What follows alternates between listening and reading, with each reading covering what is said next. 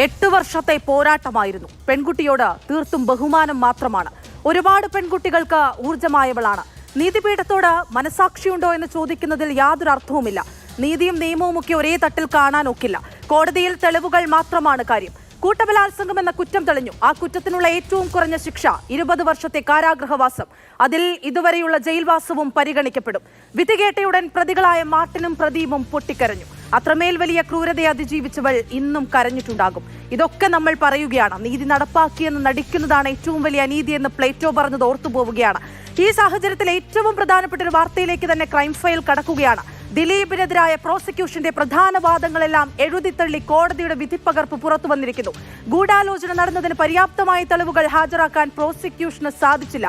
Pulsar Suni ദിലീപിൽ നിന്ന് പണം വാങ്ങിയതിന് തെളിവില്ല എന്ന് തുടങ്ങി വലിയ തരത്തിലുള്ള പരാമർശങ്ങൾ അതിലുണ്ട്. ഏറ്റവും പ്രധാനപ്പെട്ടതും നമ്മൾ ശ്രദ്ധിക്കുന്നതുമായ ഒരു പരാമർശം, ആകാശം ഇടിഞ്ഞു വീണാലും നീതി നടക്കട്ടെ എന്ന കോടതിയുടെ വിധിന്യായം. ബിനിലാണ് വിശദാംശങ്ങളുമായി ചേരുന്നത്. ബിനിൽ, വിധിപ്പകർപ്പ് വലിയ പേജുകളുള്ള 1700-ലധികം പേജുകളുള്ള വിധിപ്പകർപ്പിൽ ചെറിയ ഭാഗം മാത്രമാണ് ഇപ്പോൾ പുറത്ത് നമ്മൾക്ക് വായിക്കാൻ കഴിഞ്ഞിട്ടുള്ളത്. അതിൽ നിന്നും മനസ്സിലാകുന്ന വിശദാംശങ്ങളാണ് പങ്കുവെക്കുന്നത്. എന്താണ് ഈ കേസുമായി ബന്ധപ്പെട്ട് ഗൂഢാലോചന, 2 ഭാഗത്തെയും ഗൂഢാലോചന തള്ളിക്കൊണ്ട് ഈ വിധിന്യായത്തിൽ പറയുന്നത്? ഈ കേസിൽ ഏറ്റവും പ്രധാനപ്പെട്ട പ്രതിയായി പ്രോസിക്യൂഷൻ കൊണ്ടുവന്നത് 8ാം പ്രതിയായ ദിലീപിനെയാണ്. ദിലീപിന്റെ കൊട്ടേഷനാണ് പൾസർ സുനി നടപ്പാക്കിയതെന്നതായിരുന്നു പ്രോസിക്യൂഷന്റെ വാദം. ആ വാദം പൂർണ്ണമായും തള്ളുകയാണ് 1700ഓളം പേജുകളുള്ള ഈ വിധിന്യായത്തിൽ എറണാകുളം പ്രിൻസിപ്പൽ സെഷൻസ് കോടതി ചെയ്തിരിക്കുന്നത്. ഇതിൽ ദിലീപിന്റെ അറസ്റ്റിന്റെ കാര്യത്തിൽ പോലും അന്വേഷണ സംഘത്തിനെതിരെ കോടതിയുടെ വിമർശനം വന്നിരിക്കുന്നു.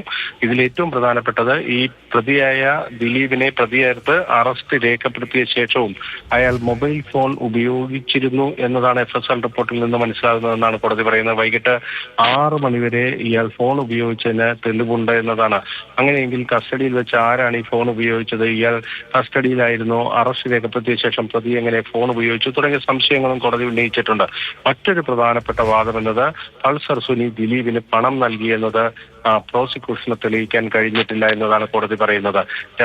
മൂന്നാമത്തെ കാര്യം എന്നത് ഈ കാക്കനാട് ജില്ലാ ജയിലിൽ വെച്ചാണ് പൾസർ സുനി ദിലീപിനെ വിളിക്കാൻ ശ്രമിക്കുന്നത്. അങ്ങനെ വിളിക്കാൻ ശ്രമിച്ചതിന് തെളിവുകളില്ല. മറ്റൊന്ന്, ഈ കേസുമായി ബന്ധപ്പെട്ട് പല പ്രധാനപ്പെട്ട തെളിവുകളും, അതായത് ഇൻക്രിമിനേറ്റിംഗ് ആയിട്ടുള്ള എവിഡൻസ് കൊണ്ടുവരാൻ പ്രോസിക്യൂഷൻ പരാജയപ്പെട്ടിരിക്കുന്നു എന്നതാണ്.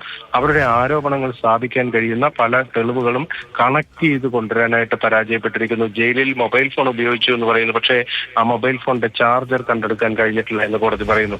മറ്റൊരു പ്രധാനപ്പെട്ട കാര്യം, ഈ പൾസർ സുനി ദിലീപിന് അയച്ച കത്ത്, ആ കത്ത് അടക്കമുള്ള കാര്യങ്ങളിൽ കോടതി സംശയം രേഖപ്പെടുത്തുകയാണ്. അതൊന്നും തെളിവായി അംഗീകരിക്കാൻ കഴിയില്ല എന്ന നിലപാട് കോടതി എടുക്കുന്നു. അങ്ങനെ കേസിലെ 8ാം പ്രതിയായ ദിലീപിനെ കണക്ട് ചെയ്യുന്ന മുഴുവൻ വാദങ്ങളെയും പ്രോസിക്യൂഷന്റെ നിലപാടുകളെയും തെളിവുകളെയും തള്ളിക്കൊണ്ടുള്ള വളരെ വിശദമായ ഉത്തരവാണ് എറണാകുളം പ്രിൻസിപ്പൽ സെഷൻസ് കോടതിയിൽ നിന്ന് പുറത്തേക്ക് വന്നിരിക്കുന്നത്.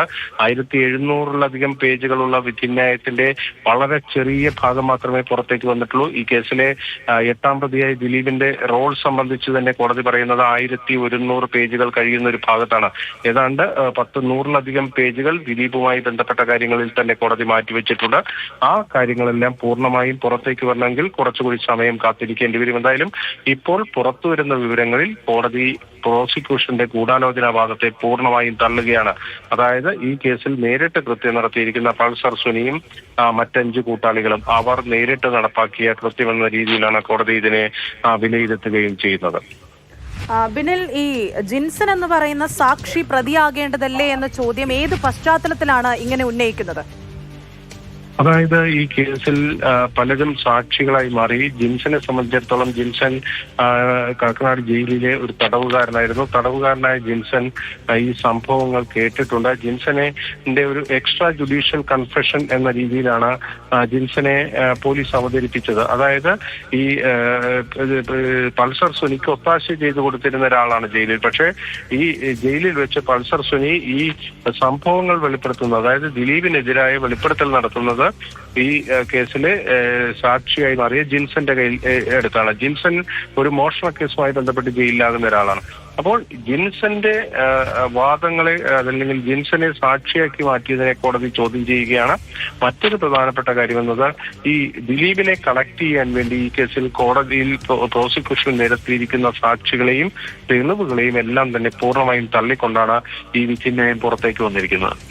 അതായത് 2017 ഫെബ്രുവരി 17 രജിസ്റ്റർ ചെയ്ത കേസ്, അത് പിന്നാലെ അന്വേഷണം അതിന്റെ ഘട്ടത്തിൽ നടക്കുന്ന വേളയിലാണ് കുറച്ചു കാലങ്ങൾക്ക് ശേഷം ദിലീപിനെ ഈ കേസുമായി ബന്ധപ്പെടുത്തുന്നത്. ബാലചന്ദ്രകുമാർ നൽകിയ മൊഴിയുടെ അടിസ്ഥാനത്തിലാണ്. ദിലീപേട്ടൻ ഇത് കണ്ടോളൂ, പൾസർ സുനിയുടെ ക്രൂരകൃത്യമെന്ന് കണ്ടോളൂ, ഇത് കാണുന്നുണ്ടോ എന്ന് ചോദിച്ചു. 5-ാം ക്ലിപ്പ് എടുക്കൂ, 7-ാം ക്ലിപ്പ് എടുക്കൂ എന്നുള്ള തരത്തിൽ ബാലചന്ദ്രകുമാർ മാധ്യമങ്ങൾക്ക് മുൻപിലും അതുപോലെ തന്നെ അന്വേഷണ സംഘത്തിന് മുന്നിലും ആ മൊഴി ആവർത്തിക്കുന്നതാണ്. മാധ്യമങ്ങൾക്ക് മുൻപിൽ അത് പ്രതികരണമായി വന്നതുമാണ്.